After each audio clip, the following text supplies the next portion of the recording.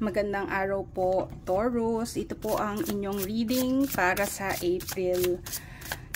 Kumusta po kayo?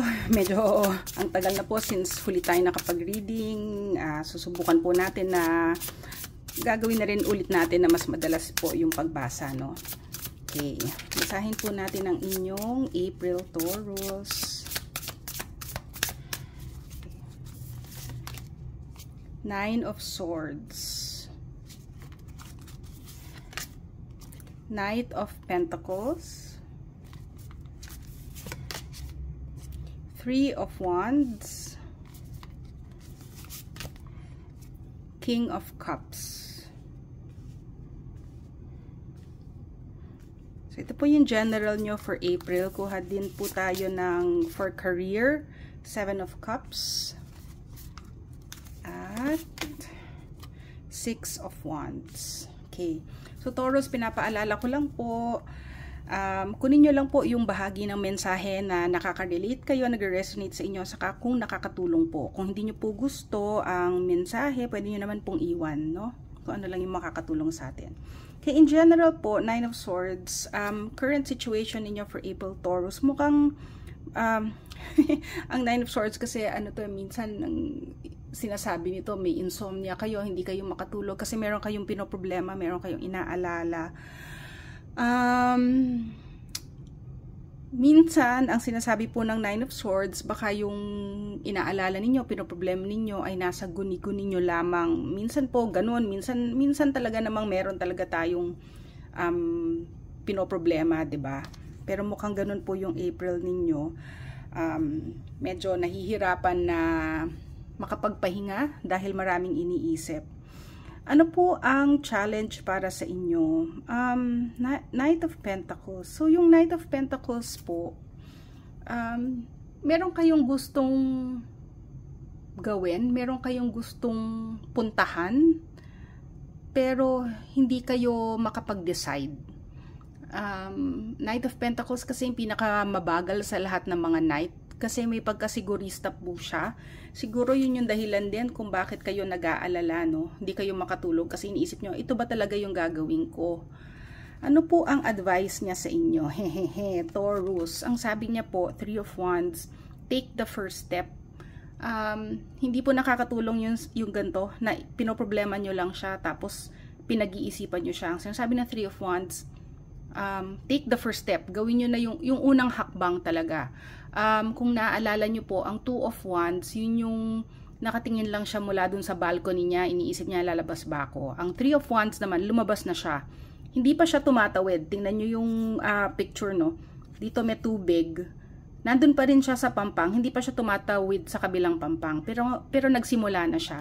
So kung ano man po yung iniisip nyo dito, sinasabi niya dapat kahit isang hakbang lang. So kung meron kayong gustong subukan, kung kunwari gusto nyong mag-apply ng ibang trabaho, maghanap na kayo ng bagong trabaho, mag-submit na kayo na application form.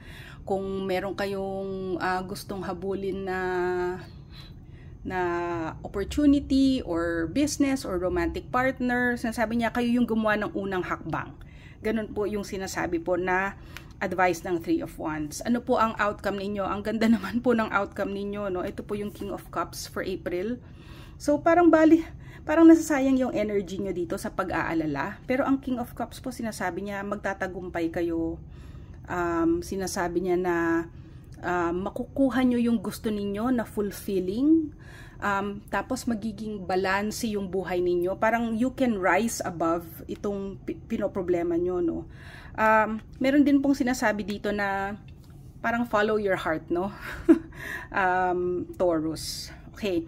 For career po, Seven of Cups. Ang sinasabi niya, mag-ingat po sa mga desisyon na gagawin ninyo. Maaari pong may mga opportunity na lilitaw, pero hindi po lahat sila ay maganda. Mukhang maganda, pero baka hindi. Tulad nito, ito may ahas, ito may dragon. Merong ibang maganda talaga, like ito may mga parang alahas, 'di ba? Pero hindi po lahat magiging maliwanag, no? So mag-ingat po sa mga alok na matatanggap ninyo, sa mga opportunity kung tatanggapin ninyo.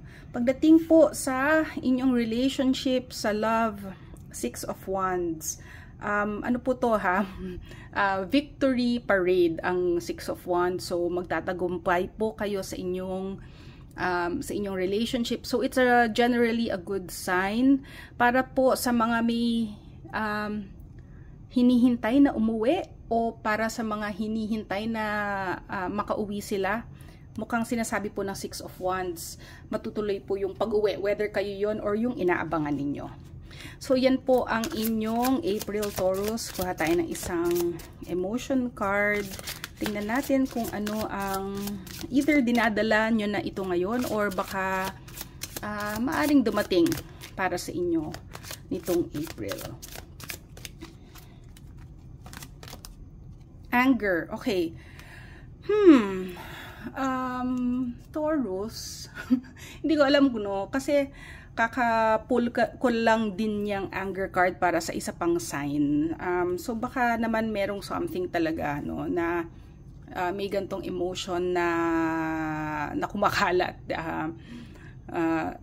sa ating environment. Ang sinasabi na lang po nitong card na ito, kung meron man kayong anger na dinadala, pakiramdaman nyo po kung nakakatulong pa yan sa inyo.